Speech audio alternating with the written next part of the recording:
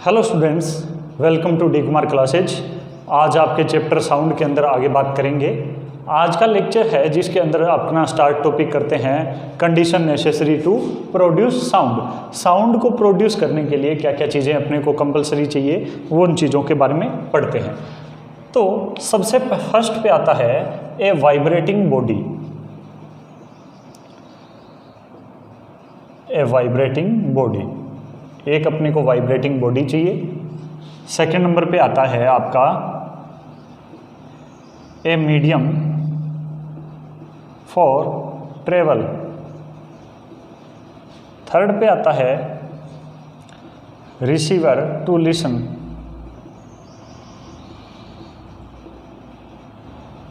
तो इसके अंदर देखिए, सबसे पहले बात करते हैं ए वाइब्रेटिंग बॉडी की, क्या होता है इसके अंदर, क्या है। अब इसके अंदर अपने को क्या है, एक बॉडी चाहिए जो वाइब्रेट करे, जिसके अंदर वाइब्रेशन हो, और वो वाइब्रेशन सिग्नल ही हमें क्या है, साउंड रियलाइज करवाते हैं। अब वाइब्रेशन सिग्नल दो टाइप के होते हैं, एक होता है विजिबल और दूसरा होता है नॉन विजिबल।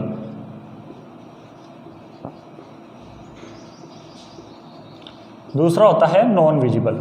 अब विजिबल ऐसे वाइब्रेशन जो आपको अच्छे से दिखाई देते हों, विजिबल हों, जैसे गिटार का जो तार होता है, स्ट्रिंग होता है, उसको आपको अच्छे से दिखाई देता है। गिटार, सितार, इनका जो वाइब्रेशन है वो आपको अच्छे से दिखाई देता है। तो ये क्या हुए, विजिबल वाइब्रेटर इंस्ट्रूमेंट्स। अब नॉन विजिबल वाइब्रेशन के अंदर बात करें, नॉन विजिबल वाइब्रेशन ऐसा वाइब्रेशन जो हमें दिखाई नहीं देता, जो बॉडी के अंदर होता तो है लेकिन हम उसे देख नहीं पाते। ऐसा कौन सा है? एग्जाम्पल के तौर पर डोरबेल।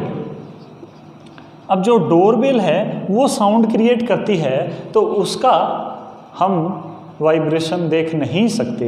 इसके अलावा अगर कोई एग्जांपल लें तो मोबाइल का साउंड, जो रिंगटोन का साउंड होता है, वो भी हम देख नहीं सकते। तो ये जो वाइब्रेशन होता तो है लेकिन इसको हम देख नहीं सकते, तो उस वाइब्रेटिंग बॉडी की रिक्वायरमेंट इसके अंदर हमें होती है। ठीक है। अब वाइब्रेशन सिग्नल ट्रेवल करने के लिए हमें क्या चाहिए, मीडियम की आवश्यकता होती है। तो मीडियम आपको बताया हुआ है कि साउंड को मीडियम की रिक्वायरमेंट होती है। मीडियम कौन सा आपका साउंड मीडियम ट्रेवल किस किस में कर सकता है, सॉलिड, लिक्विड एंड गैस। इन तीन मीडियम के अंदर ये ट्रेवल कर सकता है। अब जो वैक्यूम है, वैक्यूम के अंदर साउंड ट्रेवल नहीं करता। कहाँ पर? आपका वैक्यूम के अंदर। अब देखिए क्यों, इसके बारे में मैंने आपको बता रखा है। साउंड के अंदर जो वेव होती है वो किस टाइप की होती है, साउंड के अंदर वेव होती है आपकी लॉन्गिट्यूडनल वेव। ठीक है, कौन सी? लॉन्गिट्यूडनल वेव एंड मैकेनिकल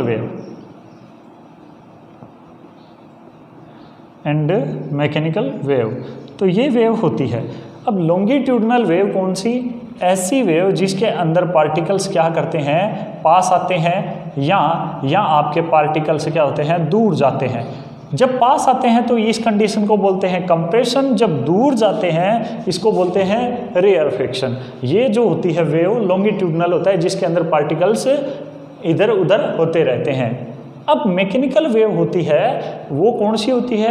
ऐसी वेव जिसके लिए चलने के लिए रिक्वायरमेंट, ट्रेवल करने के लिए क्या रिक्वायरमेंट है, मीडियम की रिक्वायरमेंट है। वो आपकी वेव कौन सी है, मैकेनिकल वेव। अब ये वेव वैक्यूम के अंदर ट्रेवल नहीं करती, तो इस वजह से हमें ये मीडियम चाहिए आपको। रिसीवर टू लिसन, अब सुनने के लिए आपको क्या है, होना चाहिए। अब जहाँ पर साउंड प्रोड्यूस हो रहा है, ठीक है, वहाँ पर आपको उस एरिया के अंदर आपको होना चाहिए, तभी आपको वो साउंड सुनाई देगा। अगर आपके मोबाइल फ़ोन का रिंगटोन घर पे बज रहा है, आप उससे 10 किलोमीटर दूर कहीं हैं, तो आपको वो सुनाई नहीं देगा। जितनी ज़्यादा डिस्टेंस साउंड प्रोड्यूसिंग या वाइब्रेटिंग बॉडी से होगी, तो उतना ही आपको साउंड कम सुनाई देगा। जितनी ज़्यादा दूर होंगे उतना ही कम होता जाएगा और एक जगह बंद भी हो जाएगा। ठीक है, तो जितना ज़्यादा नज़दीक होंगे वाइब्रेटिंग बॉडी के, साउंड उतना ही अच्छा सुनाई देगा, क्लियर सुनाई देगा। और जितने ही ज़्यादा वाइब्रेटिंग बॉडी से दूर होंगे उतना ही साउंड आपको या तो कम सुनाई देगा या बिल्कुल ही सुनाई नहीं देगा। तो ये आपका कंडीशंस होती है जो आपको साउंड प्रोड्यूस के दौरान आपको होनी चाहिए, वाइब्रेटिंग बॉडी, ट्रेवल मीडियम और रिसीवर टू लिसन। अब चलिए आगे करते हैं। आगे बात आती है कैरेक्टरिस्टिक ऑफ साउंड, साउंड की विशेषताएं क्या क्या है। चलिए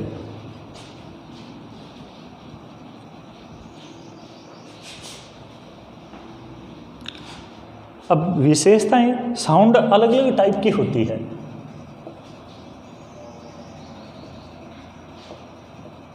कैरेक्टरिस्टिक्स ऑफ साउंड,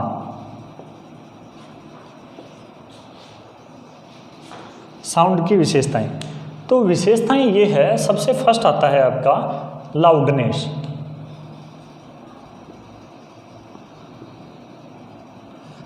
अब लाउडनेस की अगर बात की जाए, क्या होता है, लाउड का मतलब होता है जोर से। अब वो साउंड जो क्या है बहुत ज़्यादा लाउडली होता है, बहुत ज़्यादा हाई एम्पलीट्यूड वाला होता है। तो यानी लाउडनेस किसके ऊपर डिपेंड होता है, it depends upon amplitude.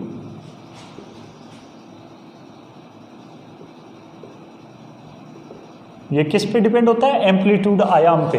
Amplitude आपको बता रखा है, ये इस प्रकार से जब वेव्स आती है तो ये चीज़ आपकी क्या कहलाती है, एम्पलीट्यूड कहलाती है। ये चीज़ आपकी क्या होती है, एम्पलीट्यूड। अब ये आपका जितना ज़्यादा हाई होगा उतना ही ज़्यादा आपका लाउडनेस हाई होगा।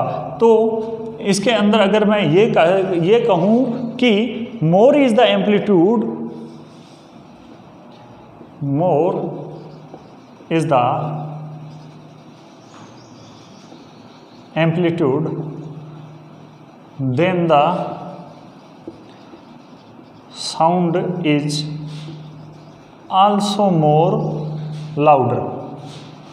यानी अगर आपका एम्पलीट्यूड अधिक है तो आपका साउंड भी क्या होगा, वो भी आपका क्या होगा, ज़्यादा होगा as compare to previous condition. ठीक है, पहले के मुकाबले क्या होगा, अब ज़्यादा होगा ये आपका अगर एम्पलीट्यूड हाई होगा। तो ये डिपेंड किस पे करता है, इसके ऊपर करता है। अब इसको मेजरिंग यूनिट क्या होती है, इसको मापने की इकाई क्या होती है, मेजरिंग यूनिट। इसको मेजर किस में करते हैं, इसको किया जाता है डेसिमल के अंदर। याद रखना डेसिमल, DECIMAL, ये होता है DB। DB के अंदर इसको क्या है, डिनोट किया जाता है। डेसिमल इसकी मेजरिंग यूनिट है। ठीक है, तो ये डिपेंड किस पे करता है, एम्पलीट्यूड पे। नेक्स्ट जो टर्म आती है, कैरेक्टरिस्टिक आती है, वो है पिच। अब पिच क्या होता है अभी देखते हैं।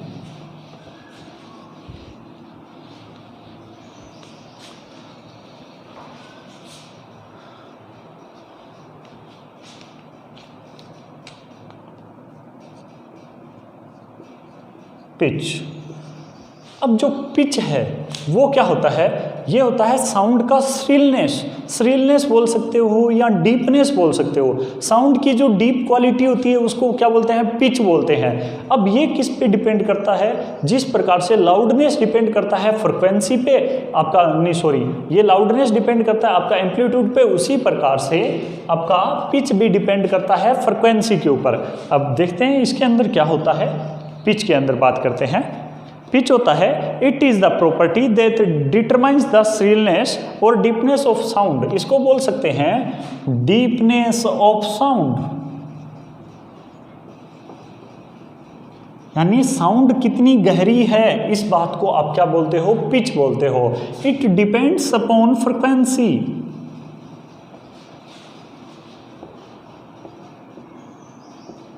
ये किस पे निर्भर होती है, फ्रिक्वेंसी पे।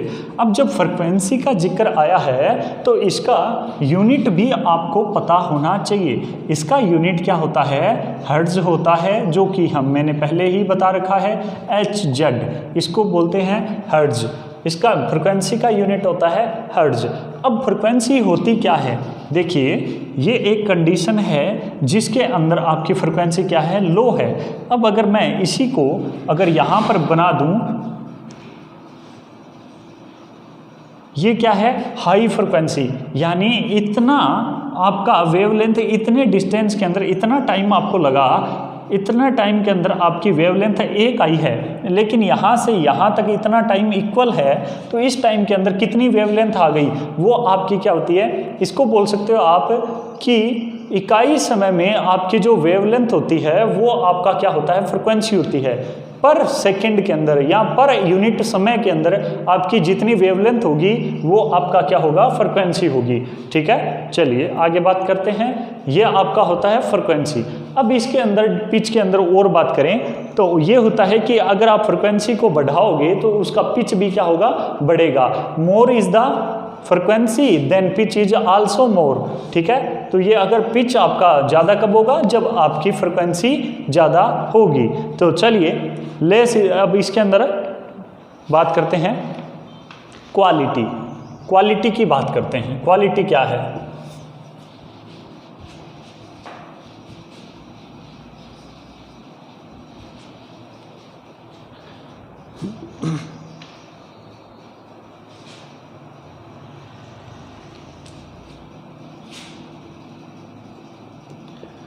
क्वालिटी ये क्या होता है? ये साउंड के अंदर ये क्वालिटी टर्म्स को कैसे डिफाइन करते हैं? Is the property by which one can between two different sound of same pitch and loudness. ये क्या होता है? क्वालिटी डिपेंड कैसे करती है? अगर आपका कोई वाइब्रेटिंग बॉडी जिसका पिच एंड लाउडनेस इक्वल है,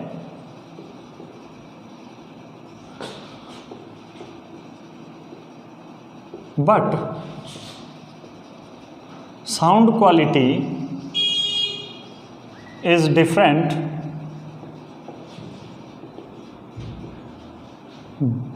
then it depends upon matter। यानी कि अगर कोई भी दो वस्तुओं का पिच एंड लाउडनेस, यानी पिच और आपका लाउडनेस क्या है, सेम है, लेकिन साउंड क्वालिटी डिफरेंट है, तो ये डिपेंड किस पे करता है? साउंड क्वालिटी अगर डिफरेंट है, अलग अलग है, तो ये डिपेंड करता है मैटर। अब मैटर के ऊपर डिपेंड करता है, तो सबसे ज़्यादा जो साउंड क्वालिटी अच्छी होती है वो किस में होती है? आपका सॉलिड के अंदर। सबसे ज़्यादा जो साउंड ट्रेवल कर सकता है, हाईएस्ट ट्रेवलिंग कहाँ पर होती है साउंड की? हाईएस्ट ट्रेवल साउंड करता है सॉलिड के अंदर। ये बात अच्छे से माइंड में बिठा लीजिए। सॉलिड के अंदर होता है आपका हाईएस्ट ट्रेवल। सॉलिड के अंदर जो आपका इस्पात होता है, लोहा होता है, आयरन, उसके अंदर आपका क्या करता है? मैटर आपका सॉलिड के अंदर सबसे ज़्यादा हाई स्पीड से साउंड चलता है। तो ये क्वालिटी किस पे डिपेंड करती है? ये मैटर के ऊपर डिपेंड करती है। चाहे भले ही दो बॉडीज़ का आपका पिच एंड लाउड आपका सेम रहे, लेकिन ये क्वालिटी साउंड की किस पे डिपेंड करेगी? मैटर के ऊपर, मैटर के पार्टिकल्स के ऊपर डिपेंड करेगी, ठीक है। नेक्स्ट टर्म आती है इंटेंसिटी।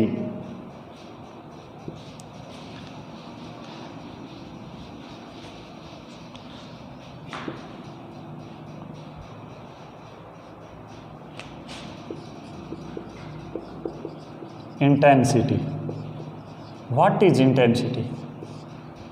इंटेंसिटी है क्या चीज़? किसे कहते हैं इंटेंसिटी? अब इसके बारे में देखिए, इसके बारे में जानेंगे। It is the number of sound waves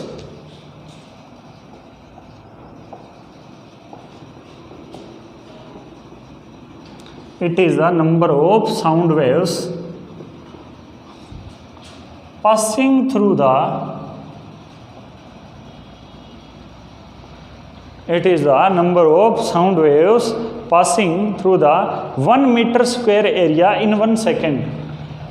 1 meter square area in 1 second, square area in 1 second। तो ये क्या कहलाता है? इंटेंसिटी कहलाता है। 1 सेकेंड के अंदर आपका 1 मीटर में कितना साउंड पास हो रहा है, साउंड वेव पास हो रही है, वो आपका इंटेंसिटी कहलाता है, ठीक है। अब इट डिपेंड्स अपॉन द इस स्क्वायर ऑफ एम्पलीट्यूड।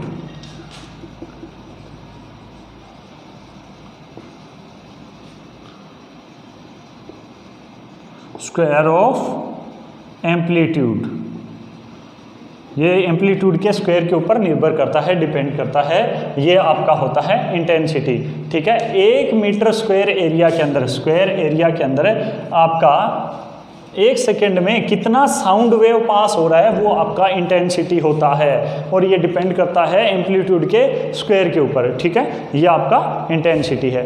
तो आप इसके अंदर चलिए आगे बात करते हैं। थोड़ी सी बात आपको ये बता देते हैं कि स्पीड ऑफ साउंड कितना होता है इन एयर।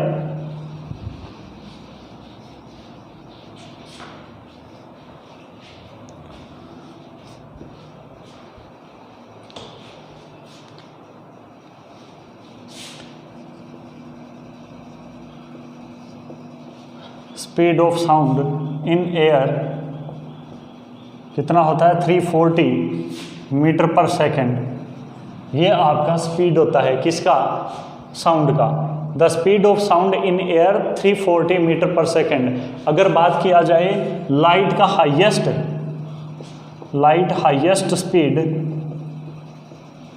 तो आपका होता है 3 × में 10⁸ मीटर पर सेकेंड। और ये भी कहाँ पर हाईएस्ट स्पीड होती है, वैक्यूम में।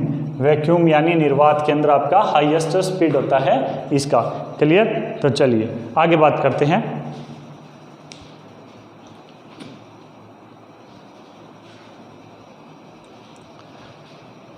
नेक्स्ट लेक्चर में, ठीक है, आगे बात करेंगे नेक्स्ट लेक्चर में, नेक्स्ट क्लास के अंदर देखिए, उसके अंदर अपने जो और टर्म्स रहेगी ये साउंड के बारे में वो करेंगे। आज के लिए इतना ही। थैंक यू सो मच, बने रहिए डी कुमार क्लासेज में। Thank you so much.